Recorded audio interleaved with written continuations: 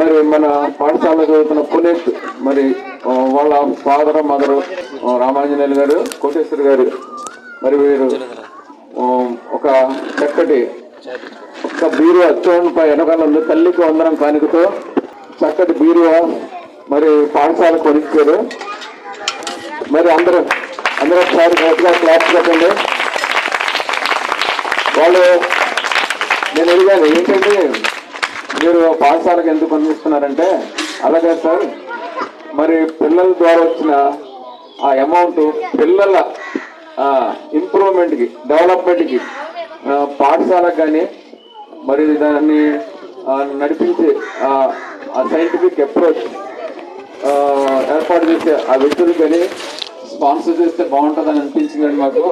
అందుకని మేము అది ఇవ్వగలుగుతున్నాం.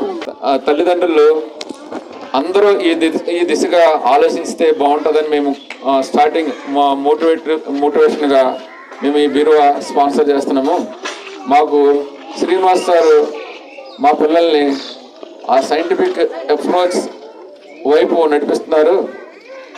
మా పిల్లలు ఎంతో ఇంట్రెస్ట్గా వెళ్ళి జాగ్రత్తగా ఆయన దగ్గర న్యూ ఇన్వెన్షన్స్ నేను కూడా చూశానండి. తక్కువ టైంలో చాలా ఇన్వెన్షన్స్ చూశాను. మరి చాలా విజ్ఞానదాయకంగాను చాలా అడ్వాన్స్డ్ స్టేజ్లోనూ ఉన్నాయి ఆ ఐటమ్స్ అన్నీ. అది నాకు అనిపించింది, నేను కూడా సాయంత్రం రోజు వెళ్ళి ఆయన దగ్గర నేర్చుకోవాలనిపించింది. నేను కూడా ఇన్వాల్వ్ అవ్వాలి ఆ విషయంలోనూ అని అనిపించింది. మీరు కూడా పిల్లలకి అలాంటి విషయాలు మరి నేర్పించడానికి ప్రయత్నం చేయండి. తప్పనిసరిగా వాళ్ళకి బీజం పడితే, వాళ్ళకి స్టార్టింగ్ సీడ్ పడితే అది పెద్దోళ్ళైనా సరే వాళ్ళ ఆ మార్గంలో నడుస్తారు. చదువు ఇంట్రెస్ట్ కలిగి చక్కటి విజ్ఞానవంతులు అవుతారు.